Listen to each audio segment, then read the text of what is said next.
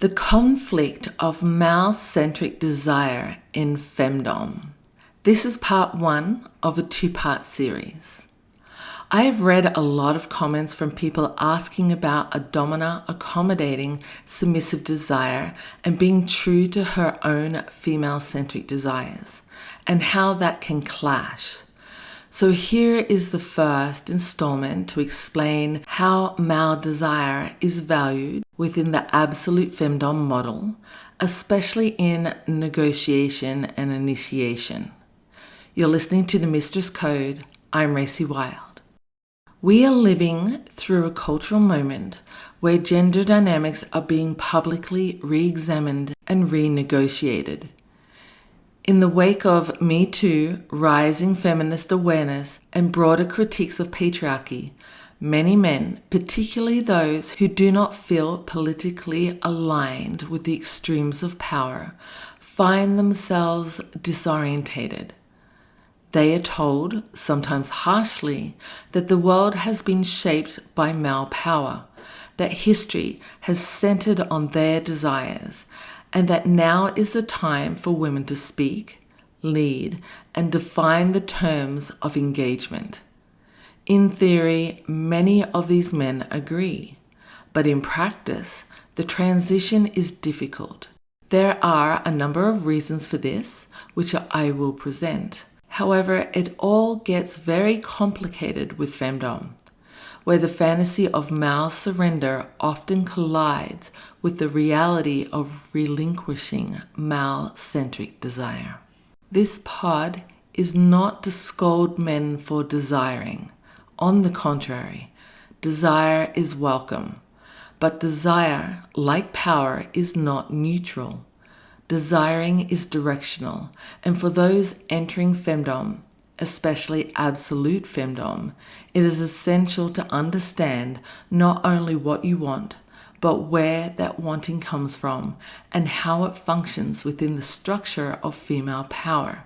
Without that awareness, male desire risks becoming a dilutant in a space designed to center female authority. When power is lost, fairness feels like oppression.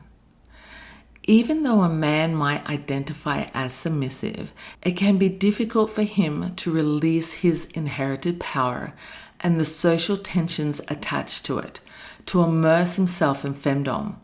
There is a well-documented psychological phenomenon, particularly in studies of group dynamics and social justice, that when individuals accustomed to privilege begin to experience equality, it can feel like persecution. Research in behavioral economics and social psychology has repeatedly shown that dominant group members, for example, white, male, able-bodied heterosexuals, often interpret equal redistribution of power as unfairness, even when the resulting structure is more just. This is the social dominance lost aversion effect. The dominant group doesn't just resist losing power, they feel harmed by it. This effect explains why some men feel left out of femdom, especially when negotiating their desires. For many, femdom is imagined as a haven where they can express devotion to women, explore submission, and escape the burdens of patriarchal masculinity.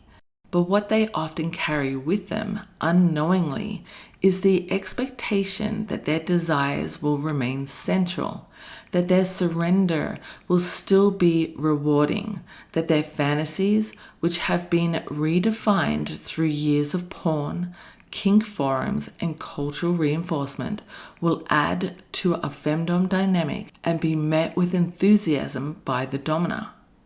When this doesn't happen, when a domina says no, when she doesn't accommodate his desires, and when she builds a dynamic from her logic, not his, many submissives feel rejected.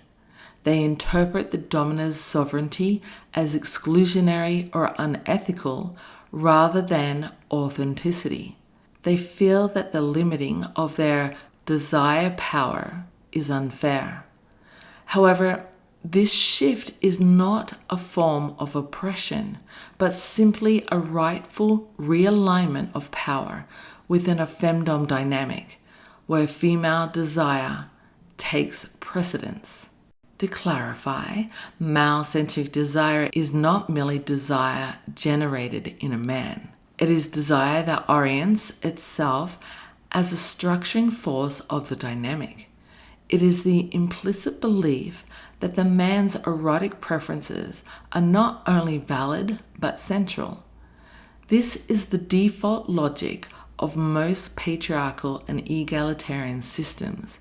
In these systems, the man's desire is the catalyst for sex, the subject for negotiation, and the measure of satisfaction. It is the force around which female responses cycle. In contrast, female-centric desire reverses this. In femdom, and especially in absolute femdom, the woman's desire becomes the structuring logic. Her preferences, needs, erotic language, and vision are not merely reactive to a man, but are primary and central in their interaction. The man's desire may still exist, must still exist, but it is no longer steering. It is repositioned within a framework where his value is not reduced, but his authority is. And this feels like being a fish out of water for most men, even for submissives. The shift feels destabilising. Many men are unaccustomed to female desire that does not seek to accommodate them. In vanilla relationships, women often adjust to or accept men's preferences without compromise. In relative femdom, men's desires are part of the dynamic design, but in absolute femdom, the dynamic is pre-authored by the female. The absolute domina arrives at the table already in her power, already within her structure. She does not enter negotiation to bargain her desires into being. She enters as the origin of the dynamic itself and to begin the submissive's initiation. And this is where many submissive men struggle because they expect their voice not only to be heard, but as the center of their dynamic. Many submissive men believe that bringing their desires to the table is the offering of submission. They think their kink list, their eagerness, their willingness to be feminized or pegged or humiliated proves their submission. But in truth, it often proves their entitlement. The question isn't whether his desires are acceptable, it is whether he expects his desires to be a driving force of the dynamic. In absolute femdom, the answer is a clear no.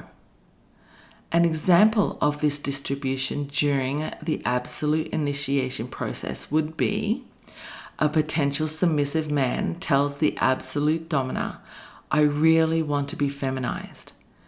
If he offers this as honest information, just something that turns him on and that he would love to experience under her direction, it can be useful and valid. But if he then adds, "If you're not into feminization, I don't think we're compatible," or worse, attempts to convince her to include it in her femdom, he is positioning his desire as a requirement and the driving force of the dynamic. So it's not that the feminization is unacceptable, it's that the submissive believes the domina should shape her femdom around his kink, rather than choosing a domina whose existing femdom orientation already includes it.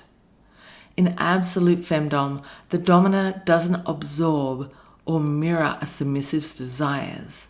She may use them, reinterpret them, deny them, or ignore them, but they do not drive the dynamic. Her desires do.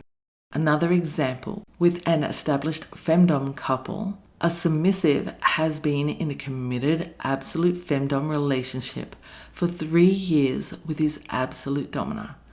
Their dynamic has been structured around domestic service, obedience training, and strict protocol. One day, the submissive says, "I've been fantasizing more about feminization lately. I think it would deepen my submission. Would you consider it?" If the submissive shares this as a personal erotic curiosity offered without expectation and with full awareness that the domina may choose to ignore it, incorporate it, or reframe it, he is then acting in alignment with Absolute Femdom. He is expressing a desire, not expecting to center it. However, if after she says, "That's not part of my femdom, it doesn't interest me," and the submissive replies, "But it's really important to me. I feel like I'm missing something.